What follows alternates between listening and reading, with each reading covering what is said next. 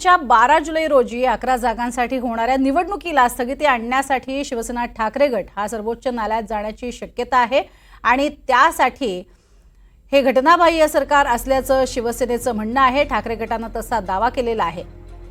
मात्र आणखीन एक महत्त्वाची बातमी आपण बघतोय। ओबीसी आरक्षणाच्या संरक्षणासाठी एकीकडे उपोषण होतंय।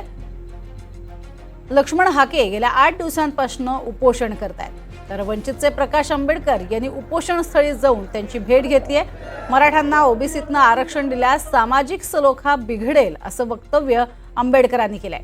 शिवाय मराठा समाजाला स्वतंत्र आरक्षण देण्याची मागणी सुद्धा त्यांनी केली आहे। त्यामुळे ओबीसी आरक्षणाचं ताट वेगळंच असलं पाहिजे अशी ही भूमिका पुन्हा एकदा प्रकाश आंबेडकर यांनी मांडली आहे। आंबेडकरांनी हाके यांच्या तब्येतीची विचारपूस केली।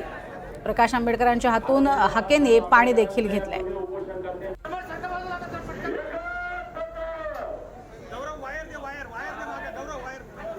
एखादी व्यवस्था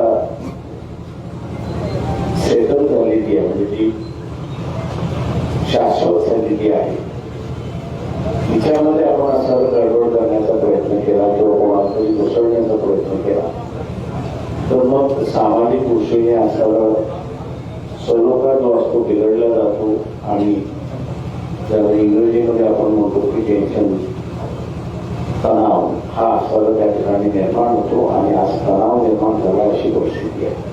शासनाला माझी विनंती आहे की हा तणाव एक मर्यादेच्या पलीकडे जाता कामा नये आणि शासनाने ताबडतोब याच्यामध्ये लक्ष घालावं। शासन लक्ष घालील अशी मी त्या ठिकाणी अपेक्षा बाळगतो। पक्षाच्या वतीने ओबीसीचं आरक्षण हे ओबीसीनंच असलं पाहिजे।